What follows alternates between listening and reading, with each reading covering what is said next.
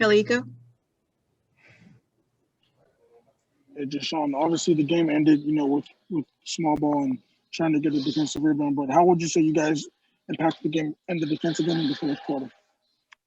Yeah, I mean, I think I got to look at film, but yeah, I think we made a push there at the end. We got the lead down, but like you said, are you talking about the third or the fourth quarter? I couldn't really hear you. The fourth, sorry. Yeah, long rebounds, and yeah, they had two great tip out at the end of the game, and we couldn't get that possession back.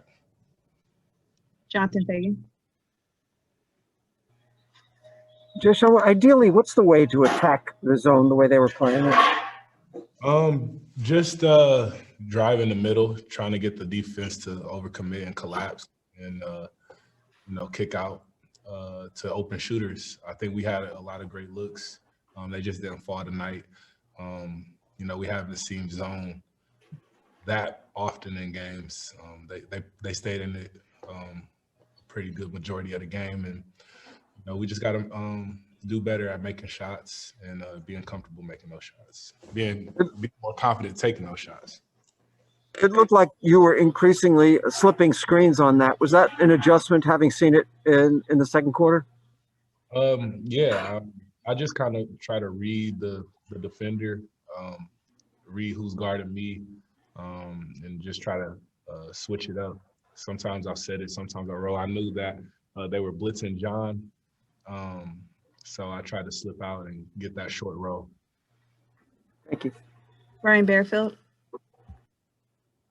Jae'Sean, I know you're probably tired of being asked this question, but is it something about the communication on the defensive end that's allowing these teams to, get these open shots and get to the basket easily, or was it just the Miami Heat's offense tonight? No, it's definitely communication. We just got to be better. Miami, they're they got some firepower behind the arc, Duncan Robinson and, guys like that. So communication is key when you're dealing with, aggressive shooters, but also the lob threat with Bam. Ali Kampajani. Hey, Jae'Sean, with the way defenses are playing you and not having Christian, how do you guys make up for the vertical spacing and lob threat that Christian is? And does that kind of go into what you discussed earlier, some of those slip screens kind of getting to the rim earlier in the shot clock? Yeah, for sure. I'm not the tallest guy, so slipping out, it makes the defense freeze, but also it helps whoever the ball handler is kind of find smaller rollers. When you hold the screen and roll, it's kind of hard to lob it up because they'll just switch under you.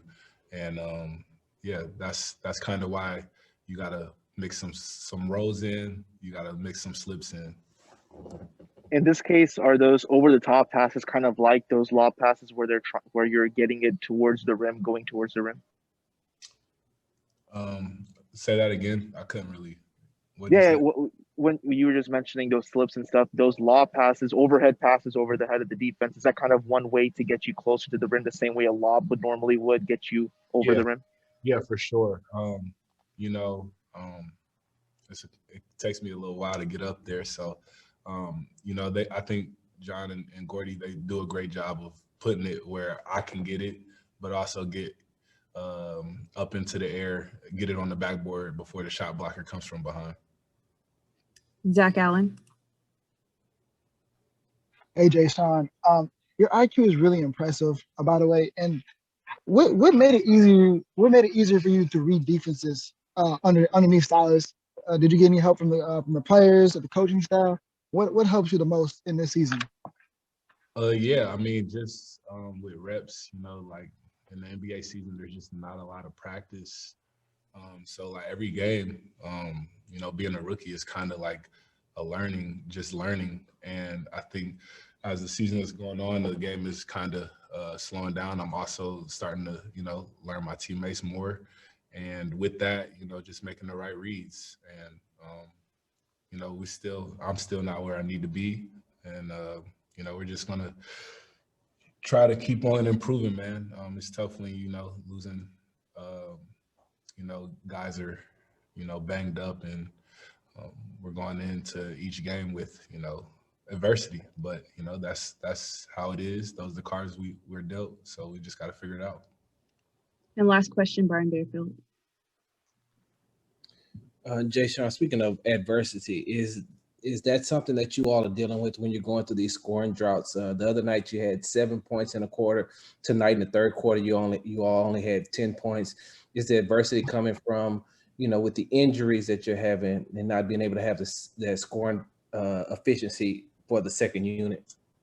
Yeah, I mean, I think we just got to have a better mindset. We got to be the attackers in the third quarter. We can't kind of come out at halftime and, you know, we just got to be aggressive. I think we got to just be the aggressors more. And, you know, like I said, I haven't looked at the game, so I don't really know what happened. But, yeah, our third quarter is just, they definitely have to improve. Thank you, Jae'Sean. Thank you, guys. Have a good night.